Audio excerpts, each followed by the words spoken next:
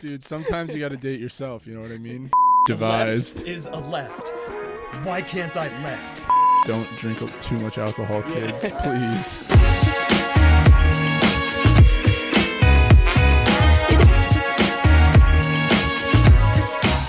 All right, welcome back to A Couple of Fellas. I'm Zane Cook. I'm Steve Webb. We are A Couple of Fellas. And this is Ben. Ben, how you doing? Introduce yourself. Hey everyone, my name is Ben Pisante, and I'm here on A Couple of Fellas podcast with my good friends Zane and Steve. Ben, a couple of the listeners at home want to know, when you have an icebreaker in a new group of people, like maybe it's college orientation, what's a fun fact about yourself that you love sharing? Oh man. Well, one fun fact is that I've lived on a farm my whole life. So yeah, That's one. right, dude. Yeah. I met your chickens and your donkeys and stuff. Yeah. So it's always a good time, man. We've had different animals throughout the year, so it keeps things exciting. Do you And, consider them pets or no? I don't know. I'm closer with, the animals that live in the house, like my cat and The everything. house But animals, yes. the farm animals are okay. I don't think we always have the best relationship. Honestly, if you guys came over and we went and talked to the, whatever, the donkeys, they would probably know you as much as they know me. Oh, So, okay. yeah. So Yeah. what's the current roster and what was the all-star? Like what was the 1980 whatever dream team of your farm animals? If you had to pick, what was the best at any one time, snapshot, and then highlight reel if you're picking from across the years, your best team? So, okay, my favorite animals that we had were the sheep, and unfortunately all the sheep have passed away, but for most of my childhood we had 3 sheep, and the reason I love the sheep were, I don't know, first of all, it's just nice to be able to, pet those fluffy sheep Oh, and yeah, kind of of say hi to course. them. It's not the same with other animals, right?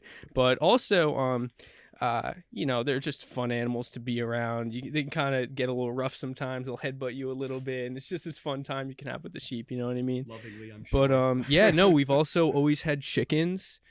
We have donkeys now. We have geese now. And before my family bought the house, it was a fully functioning farm. And it's called Minkbrook Farm in Southern Rhode Island. So, in the early 20th century, this place was a huge farm, and they harvested hay and they had many more animals. And then kind of over the years, the size of it's decreased, and then we bought it and now it's a lot smaller. But dude, it's always a good time. It's fun. I wouldn't That say is amazing. Yeah, man. And it's funny because I'm not the biggest farm animal person. Yeah. I'm not I don't love them too much, but my family really does, and it's always been a part of kind of my life growing up. Do you see yourself having farm animals when you have your own place? I mean, probably not. Okay.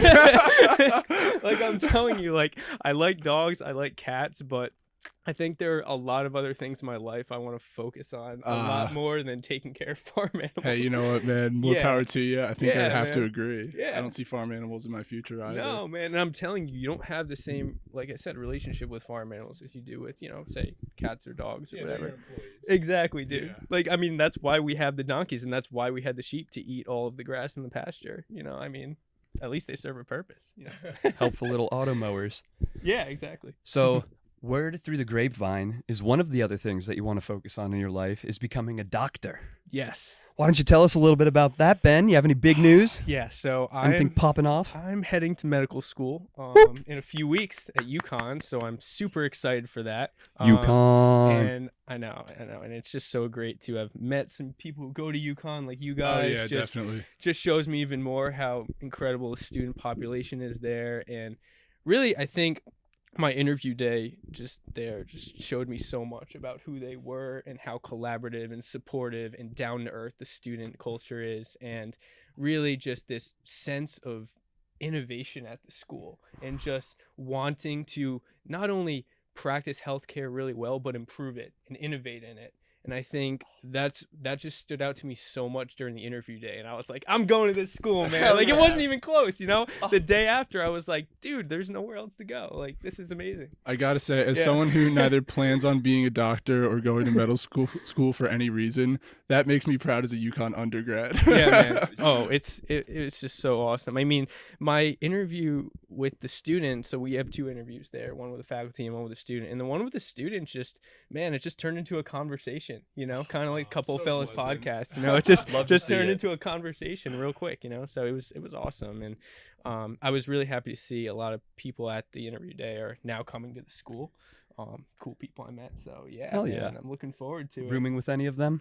No, not the people I interviewed with, but hopefully you come to UConn when you start med school and we can room together. 'Cause that'd be awesome. That would be a pretty sweet deal. Yeah. We'll see. We'll find out in a year or so. Yeah, Man, definitely, this time man. next year. Time has been Mhm. flying. It Yeah. seriously has been. My 1 year at Cardinal with you, Mhm. Ben's my coworker, by the way. Oh, He's yeah. coming up in 2 weeks, something like that. Yeah, I can't man. believe I've been renting here for a year.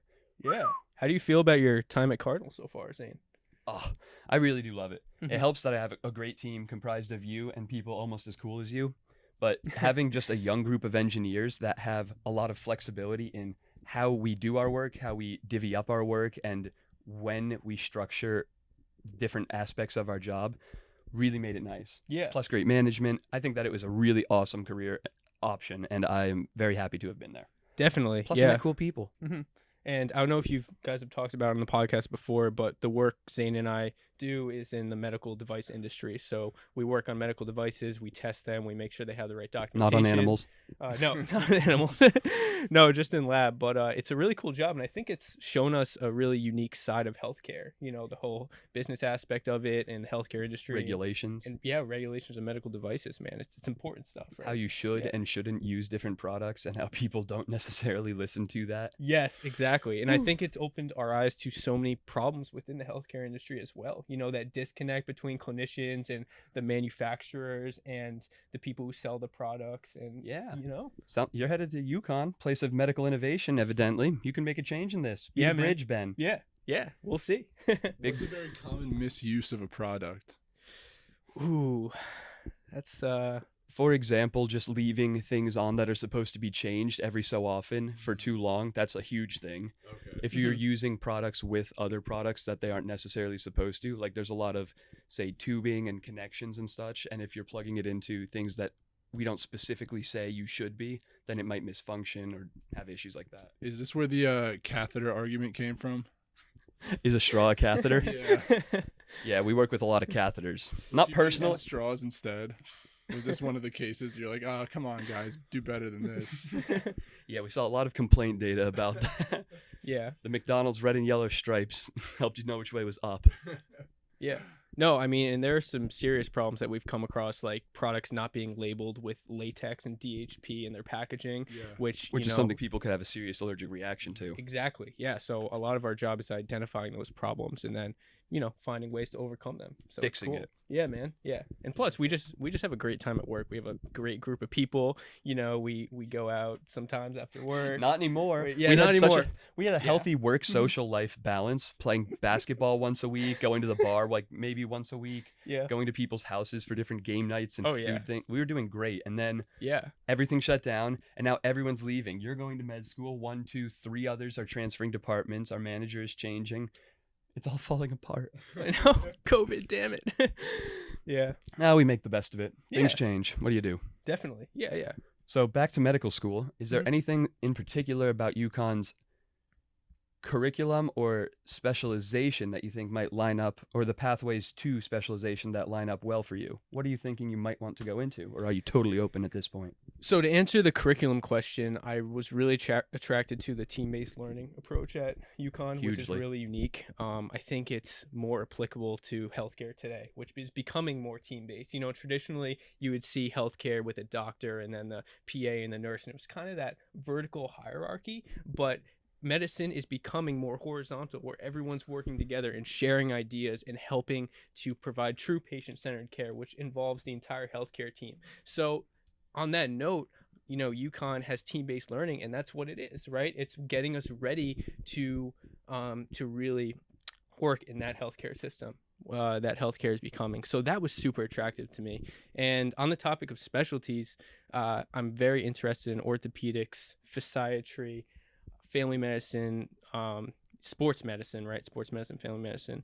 And those are some specialties I'm really interested in. Been involved in sports my whole life, and I love soccer and working out, and you know, I think those are some fields I can thrive in. But, you know, I'm maintaining an open mind. You know, you talk to a lot of medical students, a lot of people who go through the system, and they're like, wow, I never knew I wanted to do psychiatry or, you know, OBGYN until they get to school. and then that's what they end up doing. So I think that open mind is super important. Yeah. Absolutely. So with Yeah. this team-based learning thing, would you say that that's becoming more standard like everywhere? Like, is that the general trend of med schools, or is like UConn pretty unique in this So I aspect? wouldn't say, from my experience, I wouldn't say it's the general trend of medical schools. Most of the medical schools that I applied to and visited were lecture based. So they would go in and you'd be listening to a professor, and it was that traditional sort of way. Thanks for the ice, by the way, dude. Yeah, This well, is awesome. too loud with the air conditioning going in the background, so we've got the old school AC. Yeah. That'll help cool you down a bit. Yeah. One thing I have noticed from applying 3 years ago to medical school and currently is it seems that there is definitely a revolution in health curricula at the time. Most of the schools I've looked at have had some statement of new curriculum in the last 5 to 8 years or are currently working on some new iteration. I don't know, that all of them are team-based, but I have seen a decent amount. But to their credit, it does look like pretty much all of the medical schools across the board are adapting and improving their curriculum pretty much continuously. And some of that takes the form of different time structures where you take all of your base anatomy and epidemiology and everything like that in a more condensed time frame with longitudinal clinical work through like 2 or 3 years. Sometimes it's a more spaced out and they have longer blocks that are incorporating like multiple systems together, so they're teaching it from another angle. It seems like there's a lot of new ideas out there being implemented, at least. Although I do think, honestly, the team-based one, which maybe a third, maybe a little more than a third, I think, of the schools I applied to, I've seen that explicitly stated. Yeah. I think that might be my favorite of the new options. It really does seem like it reflects a better structure in healthcare, more accurate to real practice. And I think that that's also a better way to foster a positive educational atmosphere. When everyone's competing against each other and it's cutthroat, like that's why MIT has some of the highest rates of drug abuse and suicide of any school. Yeah, dude. Yeah, and I've heard stories from schools like before I decided to go to UConn, I was looking at also WPI and RPI, Rensselaer and Worcester Polytech, which are a really cool set of schools to compare because WPI is entirely collaborative, like team-based longitudinal projects, big engineering cooperative things, especially with their engineering. You end up producing a lot of things, working with companies, kind of the way UConn did senior design, but it's more integrated through their whole curriculum. And RPI, on the other hand, I heard stories about kids sabotaging other kids' lab reports. Like the whole thing is you are competing for funding for your projects against other kids. Like, I get that can foster brilliance in some cases, but it feels like a toxic way to subject yourself to an already stressful experience, in particular medical education. So I'm looking forward, hopefully, to a school where it is truly that teamwork sense. Like we are all peers, we are all trying to help more people, and it is not about beating anyone around you. Exactly. It's about helping others to succeed while you succeed. And another aspect of UConn that I really loved was the focus on wellness and student wellness. And you mentioned it before. Is that good? Yeah. All right. If we're keeping like a good conversation volume, maybe like the 4-inch range. If we're Okay. talking a little more animated, I think you can pull it away. Okay. Right, Steve? Sounds good. Forgive us. We're still figuring out audio levels, of course. Trademark tech difficulties. Yeah, man. Continue. But you alluded to it before, but physician suicide is a huge problem in our country, and burnout. You know what I mean? Just the hours and the stress, and I think a focus on wellness during medical education will hopefully transition into people's careers, and they'll bring those skills and they'll bring that mindset where, hey, I got to really look out for the people around me. Very nice. Yeah. Yeah, it's beautiful. Thanks, Steve. Of course. I'm Yeah. curious. I mean, this is totally not to farm answers for my own essays, but I'm curious from some of the more interesting essay prompts I've seen, what you might think about them. I'm going to give you a prompt or two. Let's see how you feel. Yeah, sure. Let's go for it.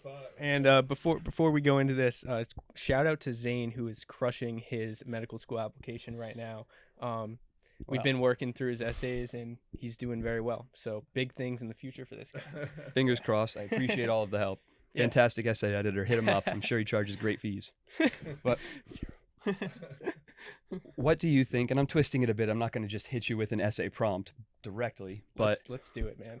what do you think is one of the most directly addressable issues? Like if you had personally a big chunk of Facebook change in your pocket, what do you think you could dump money into and would make a big, like a cost-effective big difference? What is something you would think we should address? And it's crazy that we haven't. Okay, so a huge problem in healthcare right now is appropriateness of care. So I wanted to talk about the book I'm reading right now, and we were talking about it before. It's called The Price We Pay, and it's by Marty McCreary, MD. He's a doctor at Johns Hopkins, and he Shout is out. just going into all of the flaws in our healthcare system and why costs are so expensive for patients and how it's ruining people's lives, which is so ironic because the mission of medicine is to heal people, especially in their most vulnerable states, right? So appropriateness of care is really just looking at unnecessary procedures and unnecessary medications, and there are people out there that are preying on patients who are vulnerable in order to give them procedures and treatments that they don't need. And one example is in some lower income communities, they'll have these health fairs, and on the surface they seem very nice and practical and very a great idea, but really they're preying on patients to get them to do procedures that they don't need, and that costs money, right? So they'll look at they'll use an ultrasound and look at some their clots or their circulatory system, whatever, and then they'll say, oh, you need a stent or you need a procedure, but really they don't need it, but they want the business. And so I think these predatory practices and this unnecessary care is a huge problem in healthcare right now. And so to answer your question, I would use the money to put on seminars and classes for physicians and hospital administrators to really show them this problem so that then they can tell their team about the problem. And hey guys, if his back problem can be healed with physical therapy and not a surgery, like, dude, go with the physical therapy. You know what I'm saying? Yeah, man. Yeah. Is this not an inevitability of capitalism run amok I mean, when medicine is based on profit? Right, yeah. So, and that's Steve, that's a great point.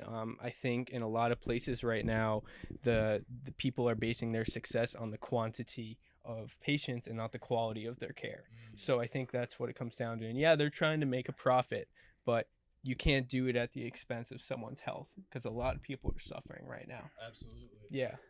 I'm optimistic that I'm hearing more about this in medical school mission statements from peers of ours. I'm hoping that this is a wave of change that is coming. It seems that there's more attention being paid to it. I think that's one of the Yeah. benefits of even social media, but honestly, like the internet as a whole, and this open communication and ability for people to report things, find patterns, and bring this stuff to light. Yep. In the 70s, I don't think it was really possible for anyone to track any of this or be aware of it. Yeah. So I'm hopeful that there is an upswell, that this is a tide that is turning. But in terms of capitalist healthcare systems, to play devil's advocate, one of the other sides of it is that profit does drive people to excel. And whereas some people are using it to benefit unfairly from the ignorance of others about their own health, there are certainly people who are driven to work 70-hour weeks because they want the big payday. And some of those people become the best surgeons in a field, pioneer the brand new treatments. Some of those are the people who are really paving the way for medical research.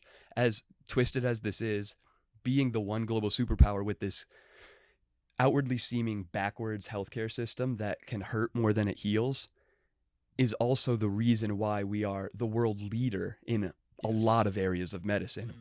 Like, where we've talked about this, just in the 5-mile circle in Boston where I drop people off with the ambulance all the time, is almost inarguably the best concentration of medicine in the world. Between Mass General partnered with Harvard, and Harvard Med School being right there, Tufts Med School being right there, Beth Israel Deaconess, Children and Women's, or Brigham and Women's, the Jimmy Fund and Children's Cancer Institute is right there. There's, like, within 15 miles, 20 hospitals that you could trust life-saving procedures to. Wow. So, and this is not the only hotspot. Like Chicago, New York, Texas, California, there are a lot of these medical innovation centers. And China's also doing a lot, and there's the important research coming out of the UK and Germany and everywhere else and around the world, but a huge share of it comes from capitalist healthcare. Yeah. Mhm. Yeah, I agree with that. You're definitely driving innovation, and the innovation and research in the United States is incredible, right? But at the same time, It has to be a balance. right, it has to be a balance. We need to put the patient first, which is so important. But I'm interested, Zane. Is there another problem that you would address if you had the funds? And going back to the question you asked me before. Your answer is really good and is an umbrella over the slightly smaller one that I usually go to, which is prescription medication in particular. Obviously, unnecessary surgeries and specialist references and everything else can also take a toll on people. But prescription medication has been my particular issue for at least the last 4 or 5 years. I've had family members and lots of friends, even from high school onward, that this has been an issue for, and I think that there's a gross misappropriation of our medical ability. These medicines can be incredible and can change and help millions of lives, but when you throw them out at everyone who has a symptom, passing or otherwise, that aligns with it, and sometimes they are toxic, they have long-lasting health effects, they're addictive, it ruins lives, and I think it is so atrocious. Pharmaceutical companies are a necessary evil, and this is another reflection of some of the negative parts of capitalistic healthcare. We drive the innovation and we get the best medicine, but then D-bags like Shkreli drive the prices up 1,700%. Yep. So fuck that, dude, as a side note. Yeah. But that's a big one for me. I guess the way to address it would similarly be education, a widespread program at a higher level, hospital administrators, med school educators, and actual practicing physicians. I'm not well versed in how you can get information out to people, but I know there are people who are. Yeah. So if I had money, find those people and then hopefully work on it. So I think another solution to that would be a focus on cultural competency and sort of this idea of caring for the whole patient. Because if you look at the patient and their socioeconomic status and drug All of the history other in their family and compounding everything about factors. them, that will help to diagnose them and give them the right amount of prescription, right? Medicine. It's not just the illness, it's their whole life. And I think this focus on that whole patient approach needs to be promoted in medicine. And again, I'm an optimist by nature, and I think I'm seeing more of that growing. And medical school students are getting prescribed these books to read that talk about this, the human side of medicine. I think we both read. Yep. And we shifted into a long era of big advancements through the last century or so that led to, I think, an unhealthy focus on procedures and medications and treating a disease or an illness rather than a human being afflicted by something. And I'm hopeful that we are seeing that swing back too, but hey, takes awesome people like you to start making the change. Grassroots. Right back at you, man. And I think another serious concern is that although research and innovation is so great in the United States, at the same time we really don't have great health outcomes for a developed nation, and compared to other places in the world that don't have the same resources and accessibility to medicine, our health outcomes aren't the best. There's a lot of obesity, there's a lot of chronic disease, there's a lot of problems in our demographic, right? And I think one solution to that would be more of a focus on wellness, and it's striking that balance between, we need the research and the innovation, but we also need to focus on wellness, because most chronic diseases can be prevented through better wellness. And it's not just primary care physicians, and it's not just family medicine physicians that need to promote wellness, but every physician, every surgeon, everyone who comes into contact with a patient needs to be, this is the medical care I can provide, but what can I do from this wellness angle as well? Because that's healthcare. That's the difference between healthcare and medicine, right? How can I empower you to make life-changing little even decisions that will help echo throughout? Prevent these chronic long-term things. Yeah, man. A little diet change can echo into a massive amount of difference in your life. Exercise too, in particular. That's, I know, for all three of us, honestly, a fixation point. One of my favorite studies that I've heard cited is if you are obese, so whatever that is, 30 BMI over, but truly like medically obese, and you walk at least 30 minutes a day, you have a longer life expectancy than somebody who is the appropriate weight but is stagnant. Wow. Jeez. 30 Fascinating. minutes of walking, Yeah. even if you are obese, you are statistically controlled more likely to live a longer life than somebody who is fit or at normal fitness and doesn't move at all.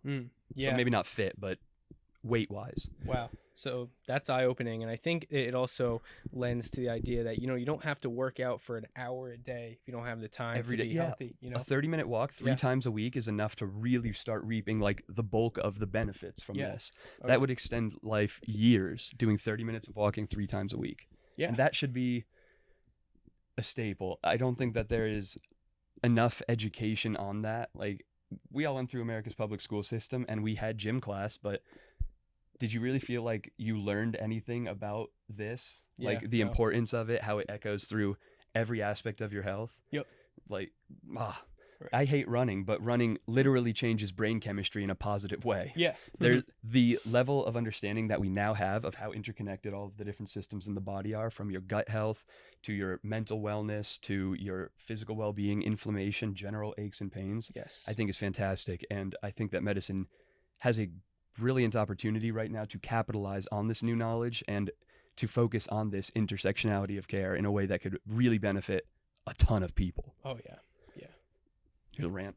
Yeah, I feel like health class in high school is mostly just sex ed and don't drink too much alcohol, Yeah. kids, please. Yeah, man. Yeah.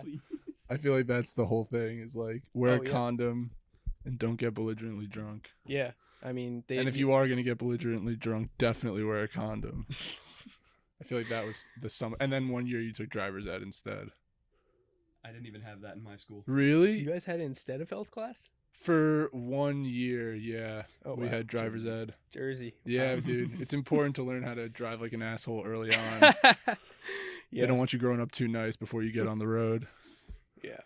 I mean, I took driver's ed, but it was in another state and wasn't part of our high school curriculum or whatever. Really? Yeah. Mhm. Huh. Yeah. So I did it during an April vacation, I think. Those week-long vacations we had. Yeah. Oh, okay. Yeah. Just 1 week? Yeah. Some people did them over the summer. Some people did it after school. But that's interesting. I didn't know they had it part of the curriculum. Oh, yeah, definitely. Yeah. So, yeah, but bad drivers for sure in New Jersey. Wait, it's okay. So, what state do you guys think has the worst drivers? Well, out of the states I know, because I don't. Massachusetts, you think? Strong maybe. Yeah, it's hard to say. Yeah. I don't think Jersey drivers are bad. I just think they're aggressive. Yeah. I Yeah. just think the Jersey Turnpike system is bad.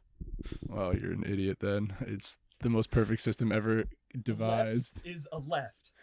Why can't I left? All right, baby. Never got to worry about it. Just keep going right if you're trying to leave. Easy money. Till Yeah. it swerves back left. Good God.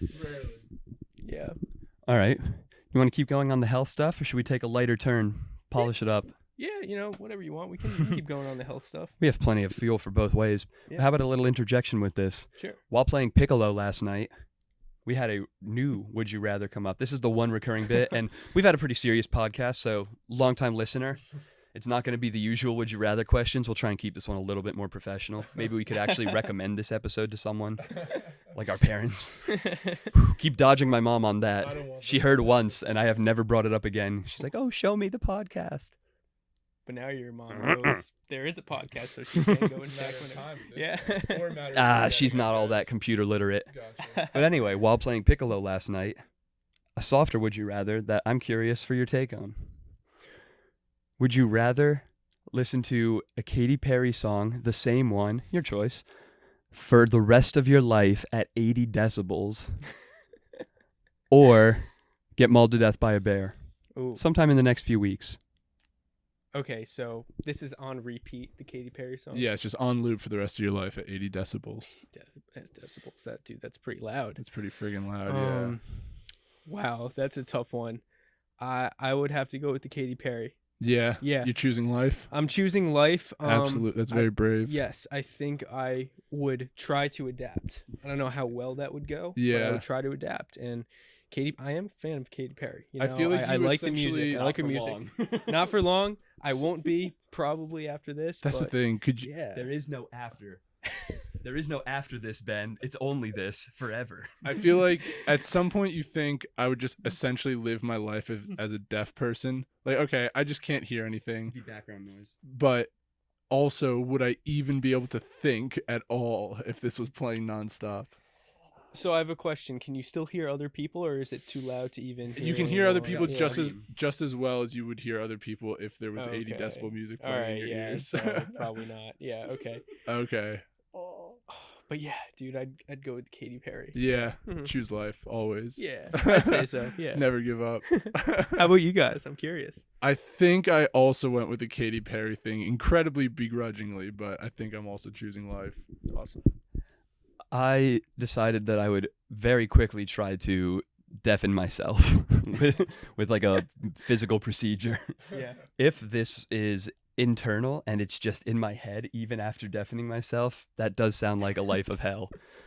But I guess I'd go with that. Maybe even more begrudgingly than Steve. I hated this question. It's a tough one. Katy Perry has some bangers, I'll be honest. Yeah. Like, Firework or Teenage Dream? It's gotta be. Or Dark Horse. I'm more into what's that song, Hot and Cold? You know That's a that good one? one, That's yeah. a kind Oh, of a yeah. bop, dude. Yeah. I mean, they're just so catchy, all of them. Yeah, you really know? they are. They're like can't- scientifically crafted Yeah. pop songs. And I think Katy Perry's songs have been consistently catchy. You know, a lot of songs Yeah. are catchy at first, and then it's like, okay, they're not catchy anymore. But Katy Perry's different. Yeah, I Kissed a Girl, kind of a banger. Yeah. Maybe one day. Yeah. Something I can aspire to, exactly. Seems nice. But yeah. How about you, Ben? Any romantic interest lately? Swiping on the Tinder? Honestly, no. That's fair. Yeah, I'm gonna be perfectly blunt. It's been I've had a very quiet romantic life for the past few months. So It's yeah, quarantine. but it's quarantine. You know, I'm at home. I'm in my work routine. I do hard workouts, and you know, I listen to a couple of fellas podcasts, and then I go to bed. Dude, sometimes you got to date yourself, you know what I mean? Dude, Date couldn't yourself agree more. first. Yeah, there's no way to love someone else if you don't love yourself. You know. It's so Which is- true. I've been yeah. loving myself for the past, God, 7 months now. I mean, how could you not, Steve? Like, come on, dude. I've been trying to, Wow. at least. Yeah. How about you guys? Any romance? Any? Say, would you like to take the floor? Yeah, it seems like there might be So might so be a I- little might be a little something sprouting up. So I could tell that. Well, it was obvious. Yeah, we just came back from a big old breakfast. Yes. Beautiful big breakfast. I'll have to check before I dox her on this shit show, but So we're going to have a fake name for her? I almost went with a rhyme, which wouldn't have been a good idea. I should have planned a little farther ahead for this. We'll go with Barb, Barb. because it makes me think of Letterkenny. Have you been watching Letterkenny? No. Oh, you gotta watch that. No. That was another one of the work jokes. Oh, me and other Steve, not you, Yeah. threw that one around. Steve was actually a guest on this podcast. Yeah, he was. We had 2 Steves, 1 Zane for one episode. Yeah, I listened to a bit of that one. It was good.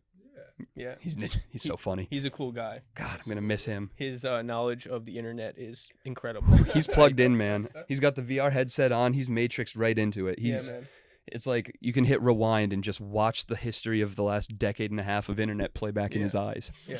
He's also a great coworker. He does really quality work. And he will help and step Yes. in, and yeah, He's an all-star. that Well, I material think our whole content team is. memo. Shout out, buddy. Stevie K. Love the guy. Pour one out for Stevie K. Yeah. Not But on my speaking floor. of Steve's, and I know I've said this before, but every time I see you, Steve, I feel like I know you more than I do because of the amount that Zane talks about you at work. Oh, yeah. And, it's funny, you know. And I remember we had that little party at Jen and Bouchon's house after work that time, and Steve came, Steve and Webb, and I saw him and I was like, "Hey, what's up, Steve?" Like I had known you for a while. Yeah, when we literally just met one time months before Yeah, for man. dinner Yeah, dude. in a big group. Yeah. Add that clarification that you two didn't just have a dinner date. Yeah. But yeah. Yeah, it's so So funny. that was I feel fun. like that happens to me a lot with Yeah. podcasts I listen to. Yeah. Where it gets to the point where I don't know, especially it's like it's like playing still like as I'm like waking up or something. Like, cause I forgot to set like a timer on it or whatever. And Yeah. so like in that like strange state between being asleep and waking up where you're kind of like hallucinating a little bit. I like dream essentially that like I'm just like in the room with these podcasters having a conversation, and then I wake up very confused as to whether or not they're actually my friends. Yeah. Like I feel so close to these people who have no idea who I am.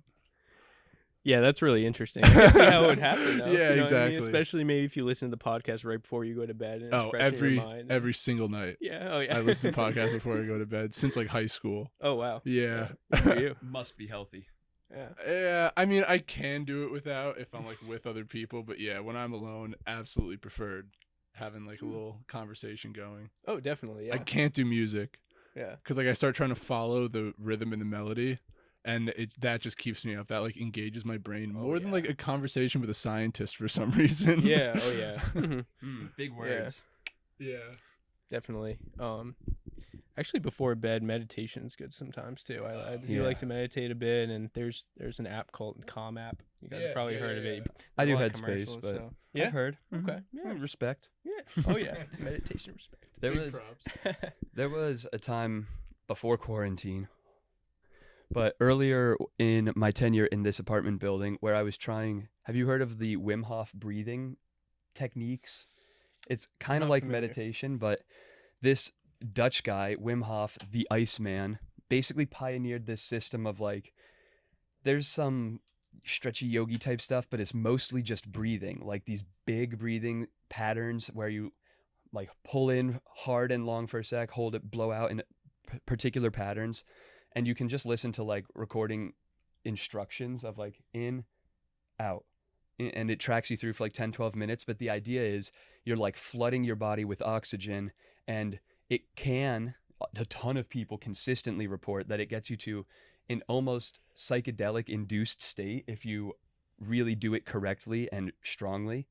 And what is really freaky about it is the whole Iceman bit. He's broken a shitload of world records, like 27 minutes submerged in freezing water or some shit like that, basically with just breathing.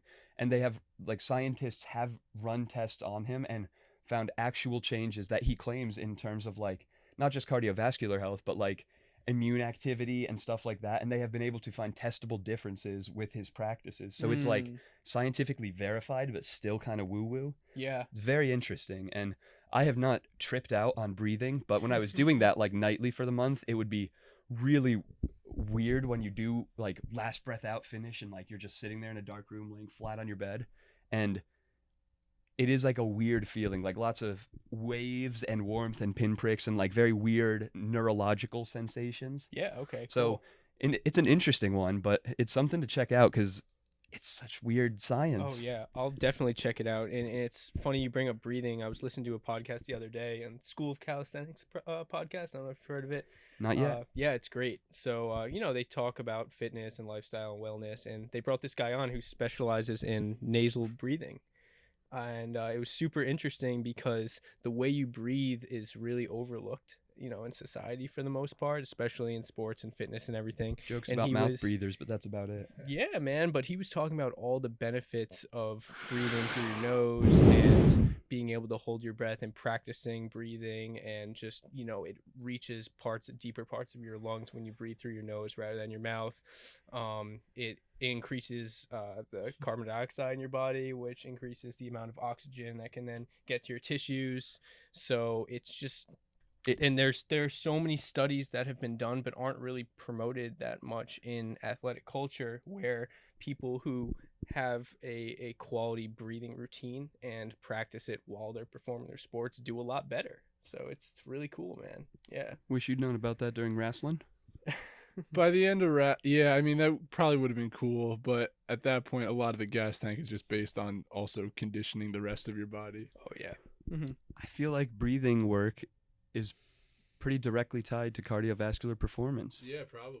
Yeah, that's true. I'm sure it would have helped. Yeah, if I had trained that. Maybe you would have been an international champion. Maybe. Yeah. So Steve, tell me a bit about your wrestling career. I know you've brought it up a little bit in the past, but love to hear a little. More about it, I don't know how far back you want me to go, but if we're talking holistically for the career, started when I was in 8th grade. Okay. I was I was 14 years old, so didn't really, learn too much. Yeah. Freshman year comes and goes. I lose every single match that I wrestle. I got pinned every single match. But yeah, then I slowly got better and better until my junior year. I was like, all of a sudden came out of nowhere, like something clicked in my head. Senior year, I'm a captain on the team, and I choke big at the end of the year, and it breaks my whole heart. But then my uncle told me about this like whole club wrestling thing. And I was like, oh yeah, I'll give it a shot. And so then, yeah, first chance I got when I got to UConn, I joined the club team. Awesome. And yeah, just kind of went from there. And I don't know. I don't need to get into all of my accomplishments because I feel like I've gone over those before on the show. But yeah, dude, it was like this like it was like, I don't know, this like second life of wrestling that I didn't think I would get after high school, and it was so fucking amazing. Yeah. It's such like a focus of my college yeah. career, Yeah. and something that I'm still involved with. Like last nationals, like I flew down to Texas to like help coach the team and everything, and I would still practice with them once a week. Like, yeah, dude, I fucking it's a great sport. Yeah, man. Yeah, so that period of time where you said you were getting pins, in the beginning of high school. Oh yeah. How was that transition from going from that to being successful? That must have taken a lot of resilience. Oh and yeah. Sort of personal growth, right? It was so weird because it was so hard. Like Yeah. in freshman year, like I was so weak, Yeah. and we had my team was very small freshman year. Like our heaviest weight class was me and this other kid were tied, and we were both 152. Okay. And the weight classes go up to 285. So you can imagine we don't have a very big team. And so yeah, they just kind of threw me out there against like these like seniors and stuff. But I don't know. And the practices were like soul crushingly difficult oftentimes. And I don't know what made me stick with it. Maybe Yeah. because a bunch of my friends did it, and I was like, I don't know, it felt meaningful in a way, Sure. even though it also felt futile very often. But yeah, then I just stuck with it, and then I don't know. Eventually, it's really weird how something just like, and a lot of wrestlers talk about this, or fighters in general, when it just like clicks all of a sudden. Like there's certain habits that you just pick up and become second nature, and like general positioning that you can apply to specific situations, like without thinking about them. Sure. Yeah. Yeah, it's a hard thing to explain, but that probably happened at some point some point in my junior year of high school, I would say. And then after that, it was just like refining that and building up my stamina and strength like more and more and more as I got older. Awesome. Yeah. Because my style really hasn't changed since high school, honestly. It's just like a lot cleaned up. Yeah. Yeah. No, it's awesome. And I think sports like that are so cool. And, Zane has talked to me about jiu-jitsu a lot before. And it's that combination of being very difficult from a skill perspective and that cerebral mental part of it. Yeah. And having to know the moves, but also just athleticism, right? So it's cool in that way. Physical chess. Yeah. Oh, yeah. Would you consider yourself more of a team sports person or an individual sports person? Definitely team sports person. Yeah. I'd say, Yeah. Soccer's always been my big sport. So, yeah. Oh, my bad. The mic position, I got to work on it. To be fair, maybe I'm giving him, as if to prove my point. To be fair, maybe I'm giving him the wrong advice, but we're recording on volume level 2 of a couple. We'll find out. A couple of fellas. Couple of volumes. Yeah. So, yeah. Go ahead. Oh, sorry. So yeah, to answer your question, definitely team sport. Yeah. I love the aspect of a team sport. Making those around you better, improving yourself, working together towards a common goal. You're so wholesome. Yeah. I was always so Yeah. trash at team sports, honestly. Yeah. Like I played soccer from kindergarten until I friggin' graduated high school. Yeah. Oh, you played in high school? I didn't Oh know yeah, that. all the way Oh, through. cool. Yeah, like my whole friggin' life until college, and Yeah. then. But I wasn't even like, I didn't even start on varsity my senior year. Right. Like it was, I was never great at soccer, and I always Yeah. just kind of did it because I did it. Yeah. And then basketball, I quit for wrestling. Yeah. Okay. Yeah. Better choice. So Yeah. you played soccer in college though? I did. Yeah. Dude, what was that Yeah. like? Oh, dude, What's it the was life of a college soccer player like? Oh, it's super busy. Girls I'll and say that parties and much. drugs. Drug, sex, and rock and roll. all that. Not quite. Yeah, and soccer. And right. soccer somewhere. in At a there. Catholic Yeah. school. Yeah. No, it was a wonderful experience. Yeah, so I went to Catholic U in Washington D.C. and played soccer there for 5 years because I Were you guys the Crusaders? I need to know. Was that your we were the mascot? Cardinals, so All right, another all right. appropriate name. Yeah, fair enough. That fits. yeah. I'll So, accept I only just put that together, Ben. it.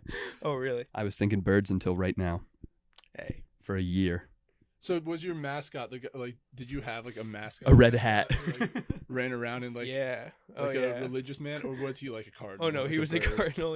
He was the animal. A bird. Oh, Yeah. okay, okay. Yeah, yeah. You know, Orioles. Yeah, exactly. So I don't know the mascot's name, to be honest, but he was a cardinal and he We'll was call him red. Jerry.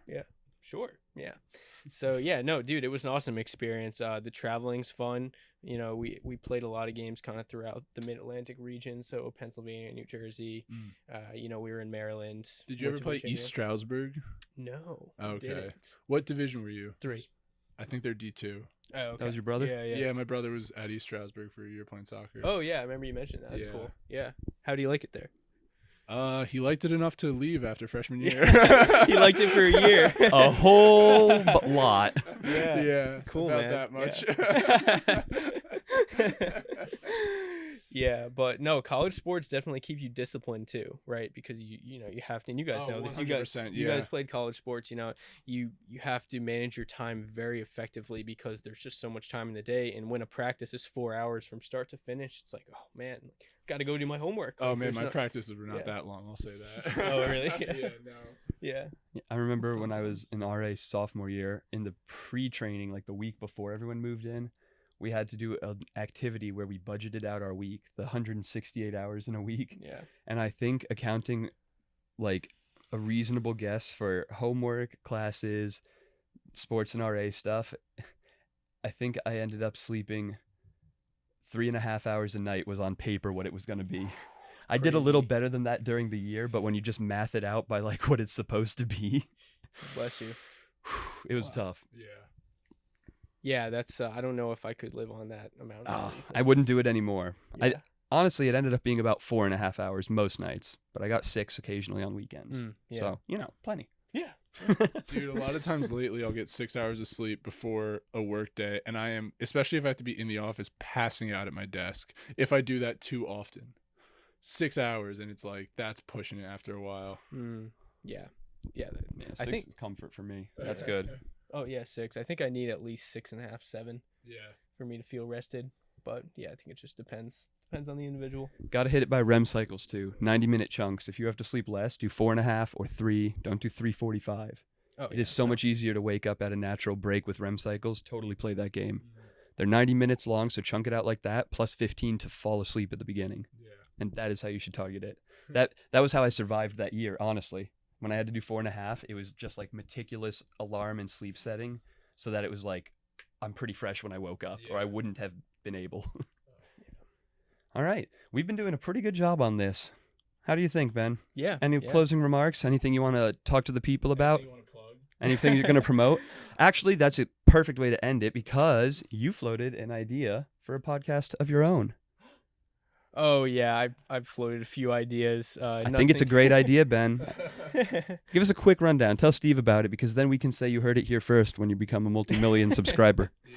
You know, it's not even in the works right now. It's just an idea still. But I That's was where it thinking starts. that, you know, we were talking about medical innovation before, and we were talking about all these, you know, fundamental ways that through wellness and informing people about healthcare policy and innovation that we can help people, right? And I think a lot of that knowledge is lost in the medical community. It's only in the medical community, and it's not really shared that well with the public. So my podcast idea was basically talking to experts about the really cool innovations in medicine, and, you know, breaking it down to a very understandable level that people can understand and then apply to their lives. That sounds like so much fun to do. Yeah. Talk about a beneficial podcast. I don't know that we stand up to that. Yeah, definitely not. Definitely not. But this is essentially verbal masturbation. yeah, but no, Stroking our egos. no, I mean, couple of fellas, man, this has been a great time. I really do enjoy your guys' podcast. Appreciate that, man. But anyway, Fan number 2 right here. Yeah. Got it. So no, but it's just an idea that I've had. Right now I'm focused on med school and just really making sure, you know, especially the first year, that I do well and, you know, really, get into the swing of things there. And Hell yeah. Hell yeah, dude. Yeah. Well, I can't wait to have you back on. Check in, see how med school's going. Yeah, maybe you'll Definitely, be a doctor by then. I'm definitely seeing you guys before that. Stop it. That would be so sad.